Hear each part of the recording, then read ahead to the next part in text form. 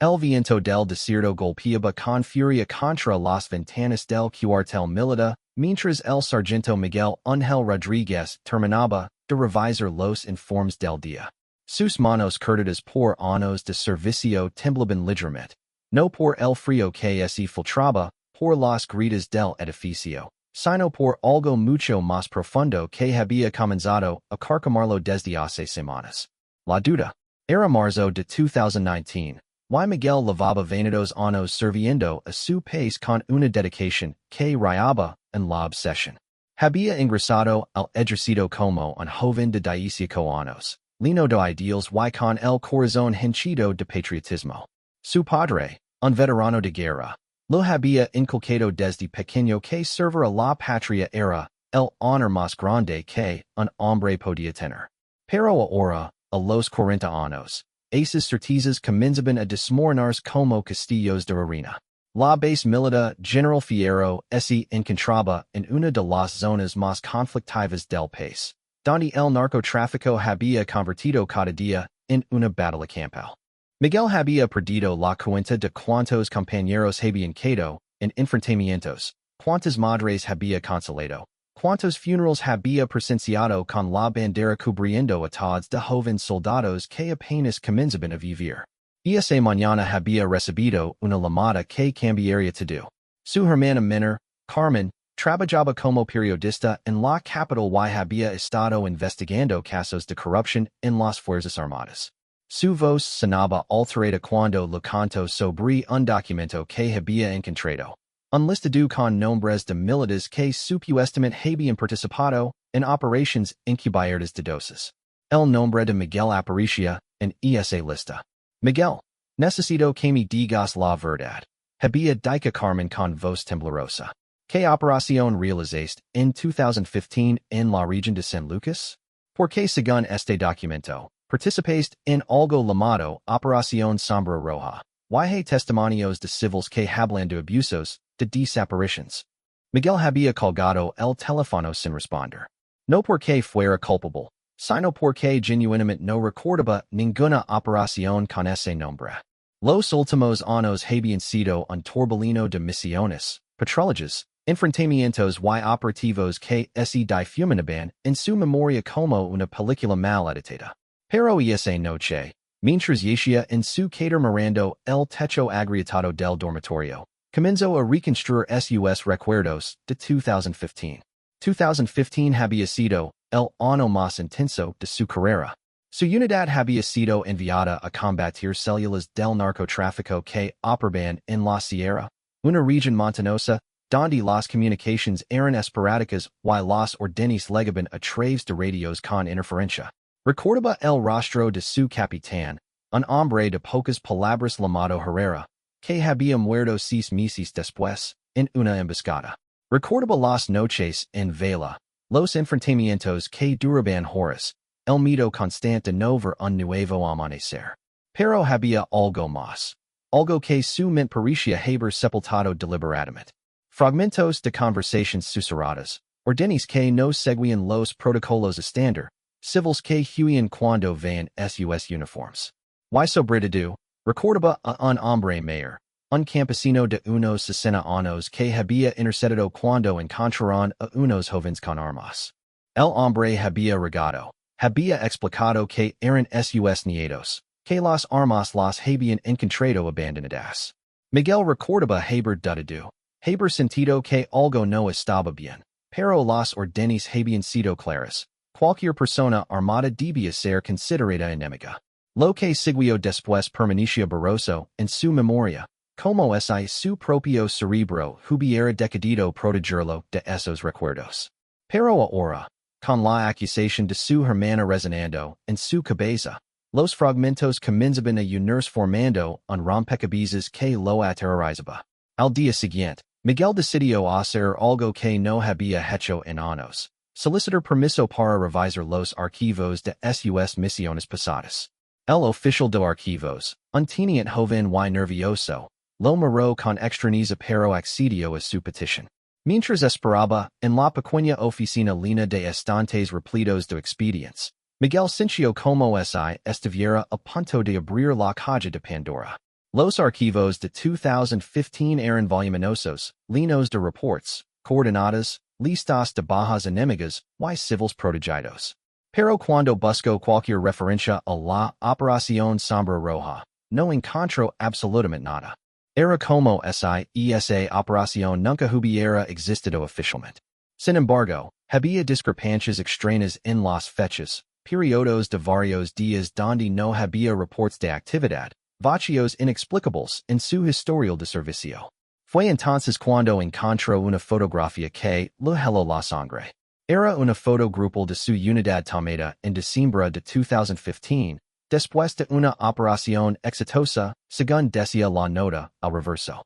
En la imagen, Miguel se veía sonriente junto a sus compañeros, pero en el fondo se distinguían figuras borrosas de civiles con las manos atadas. La imagen le trajo de vuelta un recuerdo que había estado enterrado.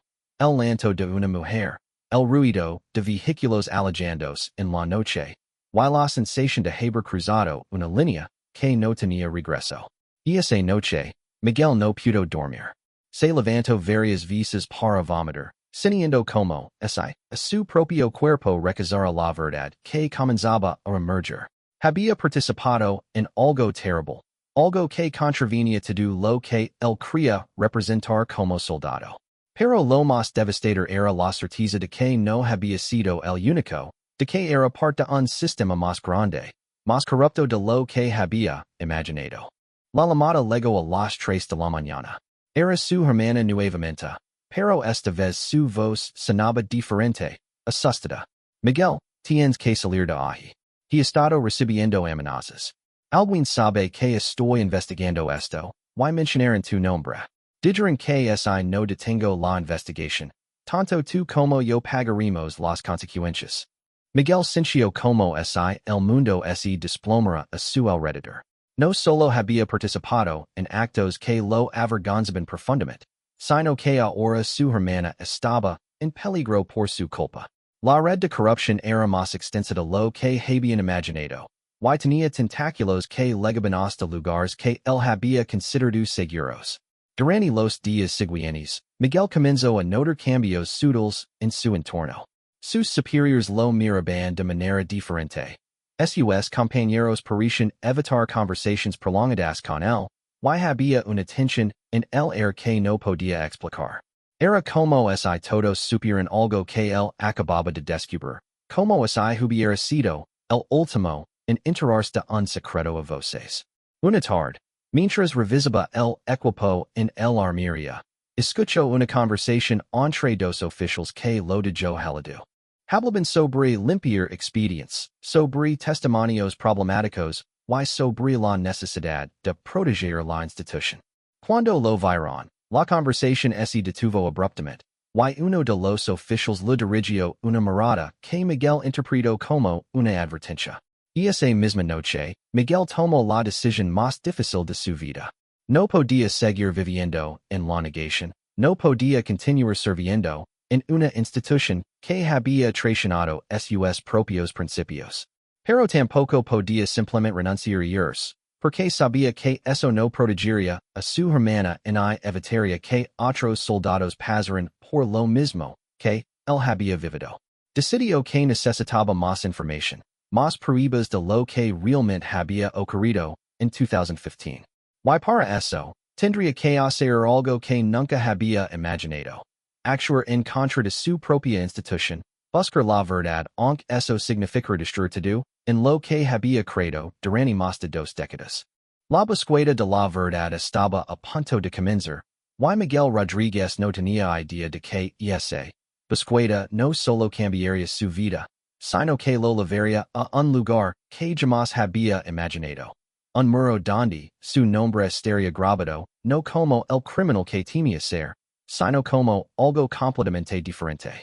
Pero esa revelación aún estaba muy lejos, y el camino hacia la Siria, más tortuoso y peligroso de lo que podía imaginar. El viento del desierto seguía golpeando las ventanas del cuartel, pero ahora Miguel ya no lo escuchaba. Su mente estaba concentrada en una sola cosa: descubrir la verdad sobre sí mismo, sin importar cuán dolorosa pudiera resultar. La investigación clandestina de Miguel Cominzo de la manera más inesperada. 3 semanas después de descubrir las discrepancias en sus archivos, mientras realizaba una patrulla rutinaria por el pueblo de San Lucas, una anciana se acercó a él con pasos vacilantes. La mujer, de unos 70 años, tenía los ojos llenos de lágrimas y las manos temblorosas. Usted es el Sargento Rodríguez, ¿verdad? Preguntó con voz quebrada. El que estuvo aquí, en 2015, en diciembre. Miguel sintió un nudo en el estómago. Este era el momento que había estado temiendo. El encuentro cara a cara con las consecuencias de sus acciones pasadas. Se preparó mentalmente para escuchar acusaciones, para enfrentar el dolor que había causado. Sí, señora. Soy yo, respondió con la voz ronca, bajando la mirada. Lo que siguió lo tomó completamente desprevenido. La anciana se acercó más. Tomó sus manos entre las suyas y las besó repetidamente. Gracias, hijo. Gracias por salvar a mi nieto. Gracias por no haber disparado cuando todos los demás querían hacerlo. Miguel la miró confundido, sin entender lo que estaba ocurriendo. Sus recuerdos de diciembre de 2015 seguían siendo fragmentarios, llenos de culpa y oscuridad. Pero las palabras de la mujer no coincidían con la narrativa que había construido en su cabeza. Señora, creo que hay una confusión. No, no hay confusión. Interrumpió la anciana con firmeza. Usted fue el único que se negó a seguir las órdenes. Cuando encontraron a mi nieto con esas armas que los narcos habían dejado abandonadas, todos querían ejecutarlo inmediatamente. Pero usted se interpuso. Usted dijo que era solo un niño, que merecía un juicio justo. Las palabras de la mujer comenzaron a despertar memorias que Miguel había sepultado. Recordó ahora con claridad cristalina el momento.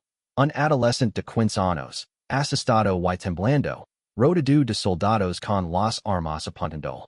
El capitán Herrera había dado la orden de ejecutarlo en el acto, argumentando que cualquier persona armada en esa zona era automáticamente un enemigo. Pero Miguel había dado un paso al frente. Capitán, es solo un niño, había dicho entonces, interponiéndose entre las armas y el adolescente.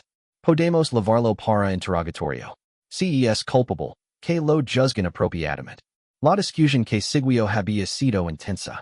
Herrera estaba furioso. Varios soldados apoyaron la decisión de ejecutar al muchacho inmediatamente, pero Miguel se mantuvo firme.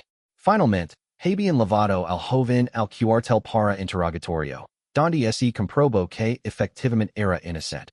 Un estudiante que había encontrado las armas mientras buscaba lina para su familia. Su nieto, murmuró Miguel, comenzando a recordar más detalles. Luis Eduardo Morales, dijo la anciana con orgullo. Ahora es maestro en la escuela del pueblo. Se casó el año pasado y espera su primer hijo. Todo gracias a usted. Miguel sintió como si le hubieran quitado un peso enorme de los hombres, pero al mismo tiempo, nuevas preguntas surgieron en su mente. Si había actuado correctamente en esa ocasión. ¿Por qué su nombre aparecía en una lista de militares corruptos? ¿Por qué había enterrado esos recuerdos junto con sentimientos de culpa? Durante los días siguientes, Miguel comenzó a buscar activamente a otras personas que hubieran estado presentes en 2015. Lo que descubrió fue una realidad mucho más compleja de lo que había imaginado. Se encontró con María Elena, una enfermera del pueblo que recordaba vividamente la noche cuando Miguel y su unidad habían llegado al hospital con varios civiles heridos en un enfrentamiento con narcotraficantes. Todos los soldados querían irse inmediatamente, le contó María Elena. Dicen que no era su responsabilidad atender civiles heridos. Pero usted se quedó toda la noche ayudando, cargando camillas, donando su propia sangre cuando nos quedamos sin reservas. Salvo por lo menos 5 vidas esa noche. El patrón comenzaba a ser claro. Miguel no recordaba estos actos de heroísmo porque había estado tan enfocado en los aspectos negativos de esas misiones, en las órdenes questionables que había presenciado, en los momentos donde había sentido que el ejercicio no estaba cumpliendo su verdadero propósito. Su investigación lo llevó después a encontrarse con el padre González, el sacerdote del pueblo, quien lu relato otro episodio que Miguel había olvidado completamente. December 28, 2015, dijo el sacerdote con precisión. Los narcotraficantes habían tomado la iglesia como base temporal, tenían como rehenes a 30 familias durante la misa de Navidad tardía. La orden desde el comando central era bombardear el edificio para eliminar a los criminals, sin importar los civiles. Miguel escuchaba con atención creciente, fragmentos de memoria comenzando a regresar. Pero usted se comunicó por radio directamente con el general, pasando por encima de su capitán. Convenció al alto mando de permitirle intentar una negociación. Estuvo 12 horas negociando con los secuestradores. Logró que liberaran a todas las familias a cambio de paso libre para los criminals. Muchos criticaron su decisión, continuó el padre. Dicen que había sido débil, que había permitido que los criminals escaparan. Pero 30 familias completas están vivas hoy gracias a usted. Cada conversación revelaba más episodios similares. Miguel comenzó a comprender que había estado tan traumatizado por los aspectos moralmente ambiguos de su servicio militar que había bloqueado también los momentos en los que había actuado con honor y valencia. Pero la pieza más importante del rompecabezas llegó cuando logró contactar al ex cabo Ramírez, uno de sus subordinados en 2015, quien ahora trabajaba como mecánico en una ciudad cercana. Sargento, la verdad es que usted fue el único oficial decente que tuvimos durante toda esa operación. Lo confesó Ramírez durante una reunión en un café discreto. El capitán Herrera estaba involucrado hasta el cuello con los narcos. Había soldados que participaban en secuestros, en extorsiones, en ejecuciones extrajudiciales. Miguel sintió que el mundo se tambaleaba nuevamente, pero esta vez por razones diferentes. Usted se dio cuenta de lo que estaba pasando y comenzó a documentar todo en secreto, continuó Ramírez. Nos pidió a los soldados honestos que lo ayudáramos a recopilar evidencia. La operación Sombra Roja de la que habla su hermana no fue una operación militar oficial, sino el nombre en clave que usted le dio a su investigación interna. Los países del rompecabezas finalmente comenzaron a encajar. Miguel no había participado en actos de corrupción, había estado investigándolos. Su nombre aparecía en los documentos no como perpetrador, sino como denunciante. ¿Qué pasó con esa evidencia? Preguntó Miguel con urgencia. Ramírez bajó la voz y miró alrededor nerviosamente. Una semana antes de que terminara nuestro periodo en la sierra, alguien robó todos los archivos de su oficina. Usted sospechaba que había sido Herrera o alguien cercano a él. Y 3 días después, Herrera murió en esa emboscada. Pero muchos de nosotros creemos que no fue una emboscada real. Añadió Ramírez en susurros. Herrera había comenzado a sospechar que usted tenía evidencia en su contra. Algunos pensamos que los narcos con los que trabajaba decidieron eliminarlo antes de que pudiera implicarlos.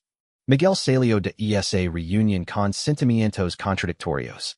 Por un lado, se sentía aliviado de saber que no había participado en actos de corrupción, pero por otro lado, comprendía que había estado en mucho más peligro de lo que había imaginado. Durante las semanas siguientes, Miguel continuó reconstruyendo su pasado, y cada nueva revelación lo sorprendía más. Había actuado con honor y valencia en circunstancias extraordinariamente difíciles, había salvado vidas, había intentado exponer la corrupción dentro de su propia unidad. Pero también se dio cuenta de que había enemigos poderosos que preferían que esa verdad permaneciera enterrada.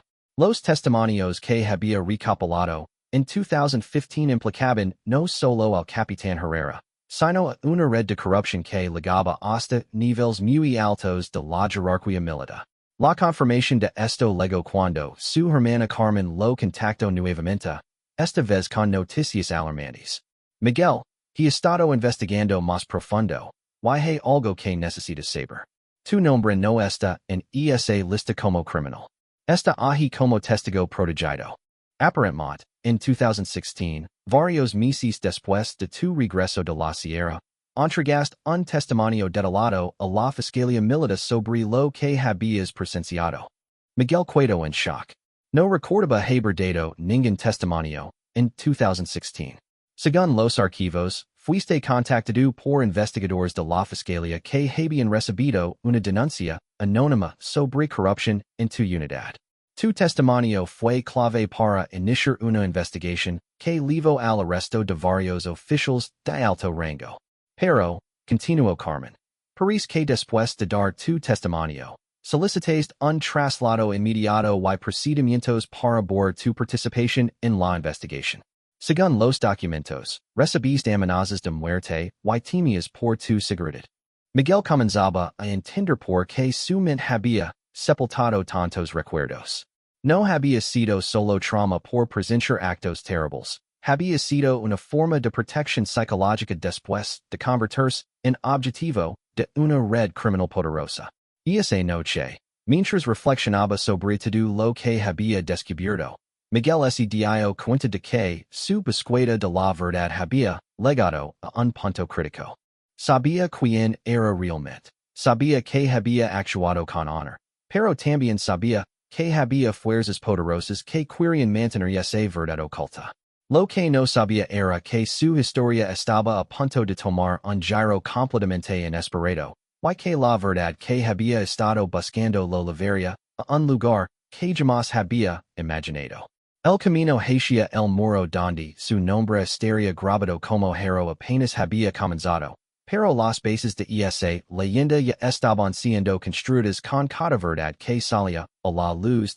El momento decisivo llegó cuando Miguel menos lo esperaba. Era una tarde de abril, 6 semanas después de haber comenzado su búsqueda personal de la verdad, cuando recibió una visita que cambiaría todo. Un hombre mayor, de unos 60 años, vestido con un traje civil pero con porte militar inconfundible, se presentó en su oficina. Sargento Rodríguez, soy el general en retiro Eduardo Valenzuela. Necesitamos hablar urgentemente. Miguel reconoció el nombre inmediatamente. Valenzuela había sido una leyenda en el ejercicio, conocido por su integridad inquebrantable y su lucha contra la corrupción. Había dirigido varias investigaciones internas que habían resultado en la purga de docenas de oficiales corruptos antes de retirar 5 años atrás. General, es un honor, respondió Miguel poniendo de pie. Valenzuela cerró la puerta y habló en voz baja. El honor es mío, Sargento. He venido porque sé lo que ha estado investigando sobre su pasado, y es hora de que conozca toda la verdad. Lo que Valenzuela le reveló durante las siguientes 3 horas superó todo lo que Miguel había imaginado. En 2015, el general había estado dirigiendo una operación de inteligencia masiva llamada Operación Limpieza, diseñada para identificar y eliminar la corrupción dentro del ejército. Miguel había sido, sin saberlo, una pieza clave de esa operación. Su unidad en la sierra fue deliberadamente infiltrada con personal corrupto, explicó Valenzuela. Necesitábamos evidencia sólida de cómo operaban las redes de corrupción en el terreno. Usted fue seleccionado como observador no consciente debido a su historial impecable de servicio. Miguel escuchaba con asombro creciente. Todo lo que había vivido en 2015, todas las situaciones moralmente ambiguas, habían sido parte de un plan más grande del cual él había sido un componente esencial sin saberlo. Su comportamiento durante esas misiones fue extraordinario, continuó Valenzuela. Cada vez que se negó a participar en actos corruptos, cada vez que protegió civiles, cada vez que documentó irregularidades, estaba proporcionando exactamente la evidencia que necesitábamos.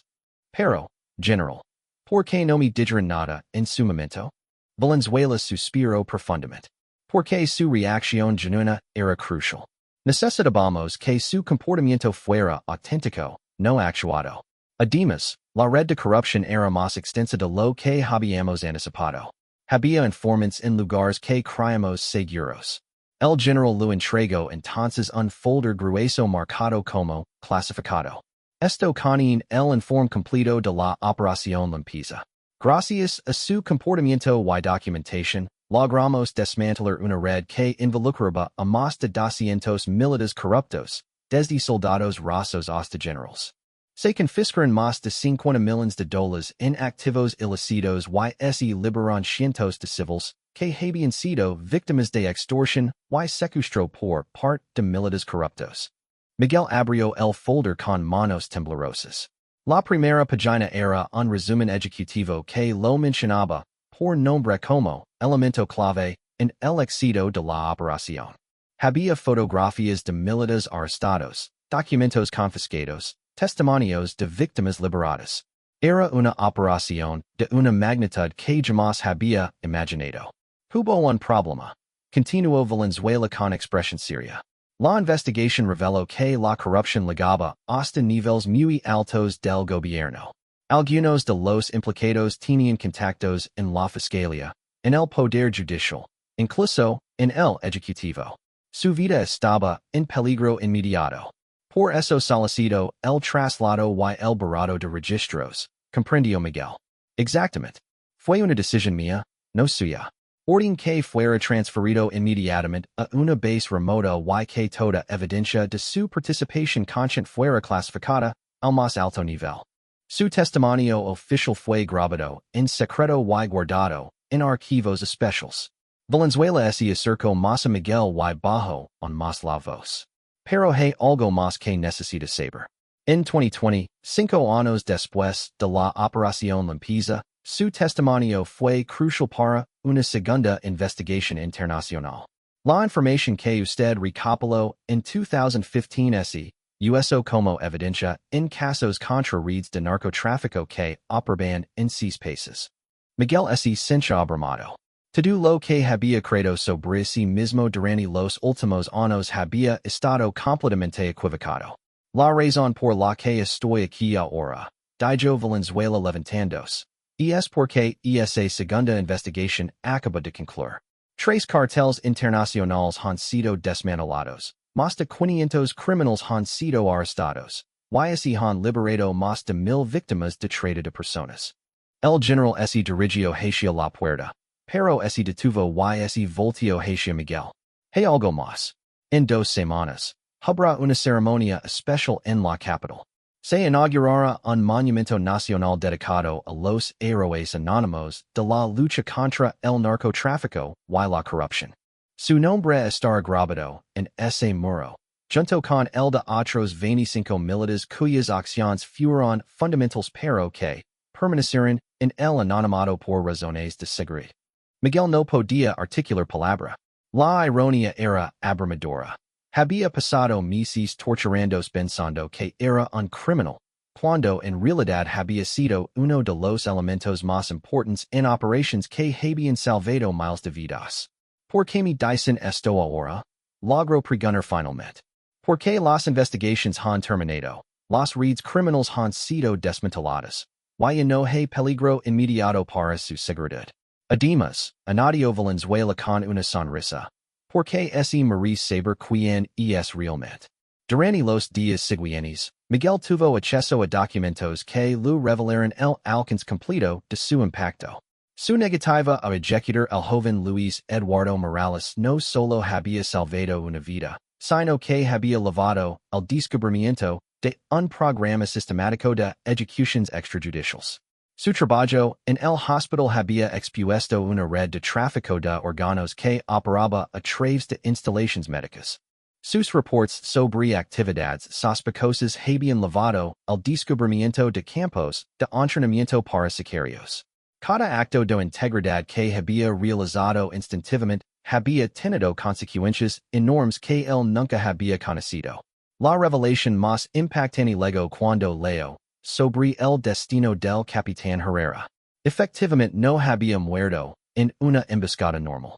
Los narcotraficantes con los que colaboraba habían descubierto que estaba siendo investigado y decidieron eliminarlo antes de que pudiera implicarlos. Pero habían cometido un error. En su prisa por eliminarlo, habían dejado evidencia que confirmó definitivamente su participación en la red de corrupción. Miguel también descubrió que no había sido el único militar heroico en esa unidad. Varios de sus subordinados habían actuado con igual valor y integridad, y sus nombres también estarían en el Muro. Se dio cuenta de que había sido parte de un grupo de soldados excepcionales que habían mantenido su honor incluso en las circunstancias más difíciles. La semana antes de la ceremonia, Miguel recibió otra visita inesperada. Carmen, su hermana, llegó acompañada de un equipo de producción de documentals. Miguel le dijo con lágrimas en los ojos. Cuando comenzó a investigar esa lista pensando que podrías estar involucrado en corrupción, nunca imaginó que descubriría que eres un héroe nacional. Carmen había estado trabajando en secreto con el general Valenzuela para documentar todo el proceso. Su investigación inicial, motivada por la preocupación por su hermano, se había convertido en una pieza clave para revelar públicamente el éxito de las operaciones encubiertas. Queremos contar tu historia, le dijo Carmen. La historia de un soldado que mantuvo su integridad sin saber que estaba cambiando el mundo, de un hombre que se torturó pensando que era un criminal cuando, en realidad era un héroe. Miguel miró por la ventana hacia el desierto que había sido su hogar durante tantos años. El viento seguía soplando con la misma intensidad, pero ahora lo parecía diferente, como si llevara consigo no solo arena, sino también todas las vidas que había tocado sin saberlo. Faltaban días para que viera su nombre en ese muro, pero no podía imaginar completamente lo que eso significaría. Lo que sí sabía era que su búsqueda de la verdad había terminado, pero su verdadero impacto en el mundo apenas comenzaba a ser reconocido. La transformación de Miguel Rodríguez, de un hombre atormentado por dudas sobre su pasado a alguien que comprendía su verdadero legado, estaba casi completa. Pero el momento más impactante de toda su vida aún estaba por llegar. El momento en que viera su nombre grabado en piedra, reconocido oficialmente como lo que siempre había sido sin saberlo. Un verdadero héroe del día de la ceremonia amaneció despejado en la capital. Miguel había llegado la noche anterior, hospedándose en un hotel modesto cerca del Parque Nacional donde se erigiría el monumento.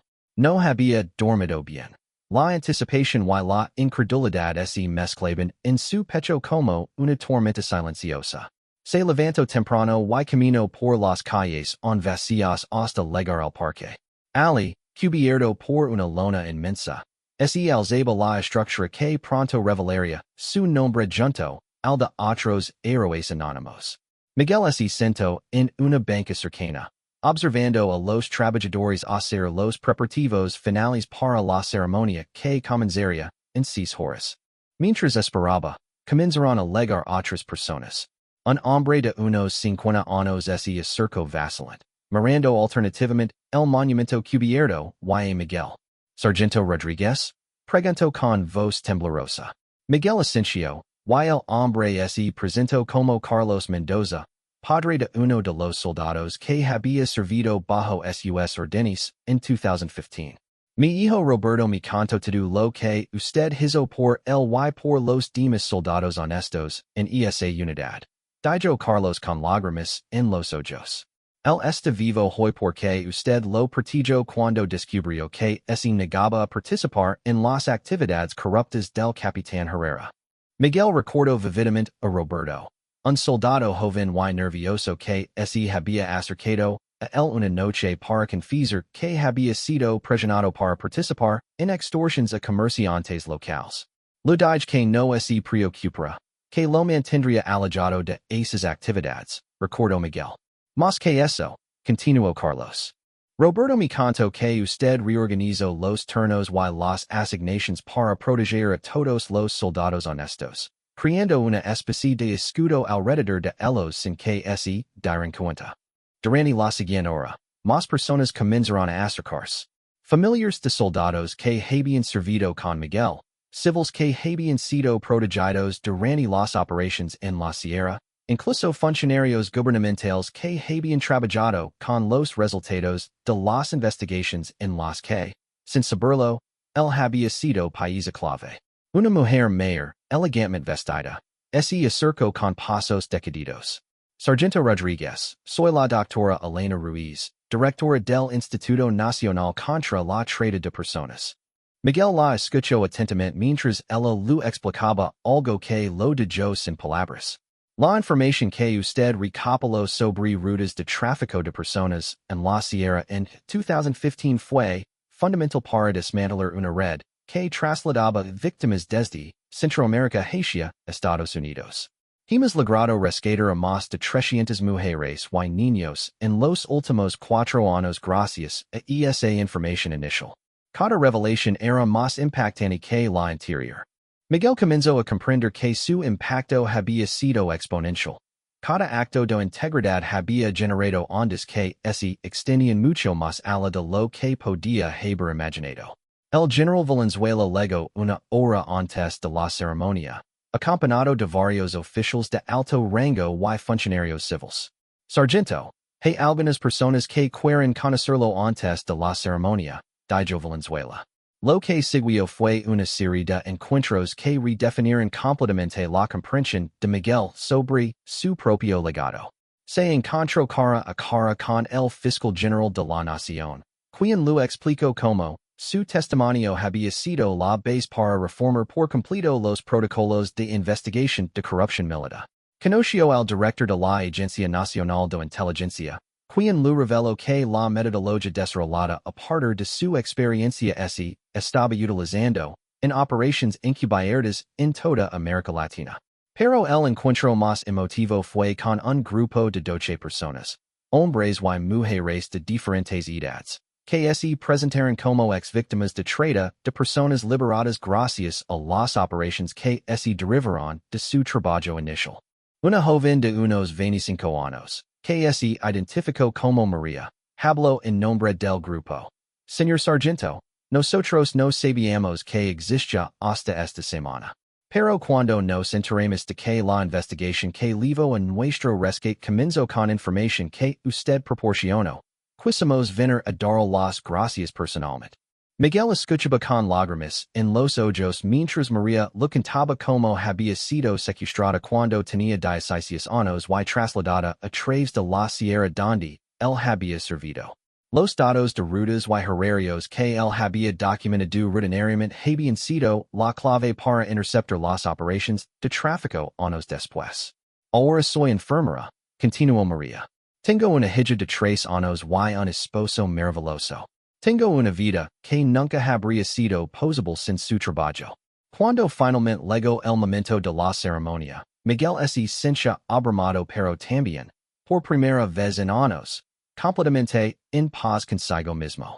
Habían legado cientos de personas, familiares de los otros militares homenajeados, funcionarios gubernamentales, víctimas rescatadas, y ciudadanos que simplemente querían render homenaje a quienes habían luchado en silencio contra la corrupción y el crimen. El presidente de la República dirigió la ceremonia.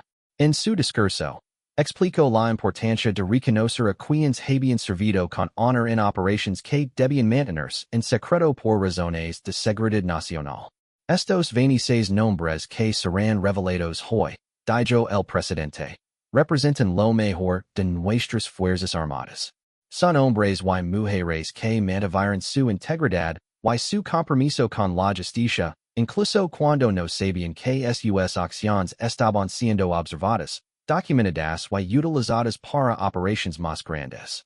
Cuando llegó el momento de descubrir el monumento, Miguel sintió que el corazón lo iba a salir del pecho. La lona cayó lentamente, revelando un muro de mármol negro de 10 metros de altura con 26 nombres grabados en letras doradas. Y ahí estaba, Sargento Miguel Ángel Rodríguez. Operación Limpieza 2015-2020. Pro ánimo de la patria. Miguel se acercó al muro con pasos vacilantes. Paso sus sobre las letras doradas que formaban su nombre, sintiéndose como si estuviera tocando la confirmación física de una identidad que había perdido y recuperado. Junto a su nombre estaban grabadas unas líneas que lo describían. Por su valor excepcional en la protección de civiles inocentes, su integridad inquebrantable ante la corrupción, y su contribución fundamental a operaciones que resultaron en el rescate, de más de 1000 víctimas de tráfico humano y el desmantelamiento de redes criminales internacionales. La ceremonia continuó con la lectura de los nombres de todos los hominidtos, pero Miguel apenas escuchaba. Estaba perdido en sus pensamientos, procesando el viaje extraordinario que lo había llevado desde las dudas más profundas sobre sí mismo hasta este momento de reconocimiento nacional. Carmen se acercó y puso su brazo alrededor de sus hombres. ¿Cómo te sientes, hermano? Miguel tardó varios minutos en responder. Cuando finalmente habló, lo hizo con una voz cargada de emoción pero firme. Me siento como si hubiera estado viviendo la vida de otra persona durante años, dijo.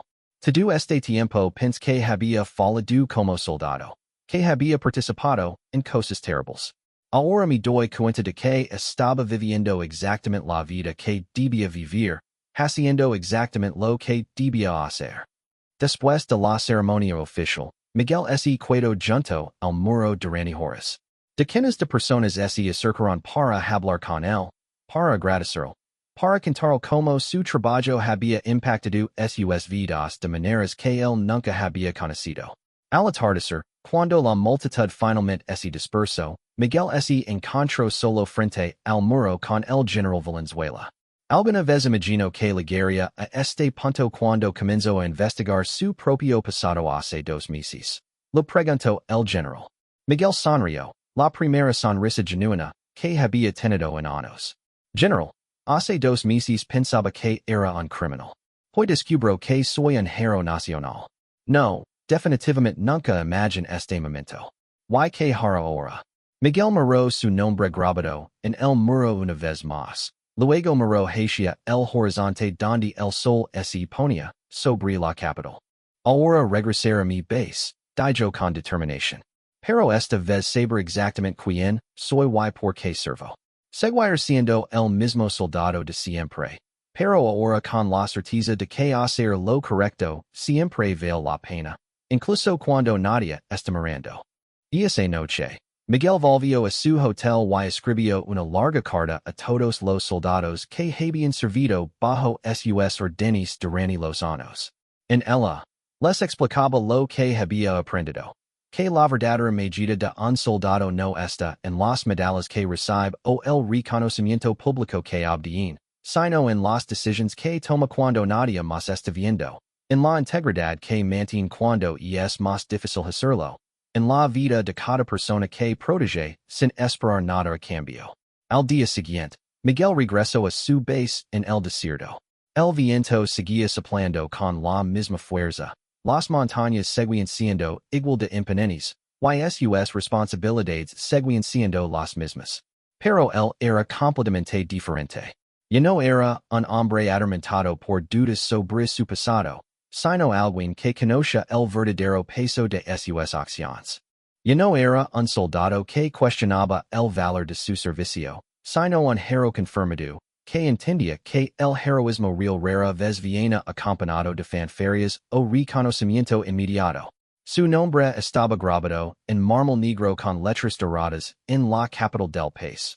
Pero más importante aún, estaba grabado en las vidas de cientos de personas que vivían libres gracias a su trabajo. Comprendió Miguel, era el único reconocimiento que realmente había importado desde el principio. La transformación estaba completa, de la duda a la leyenda, del tormento a la paz, del criminal imaginario al héroe confirmado. Miguel Ángel Rodríguez había encontrado no solo su verdad, sino su lugar en la historia de su país.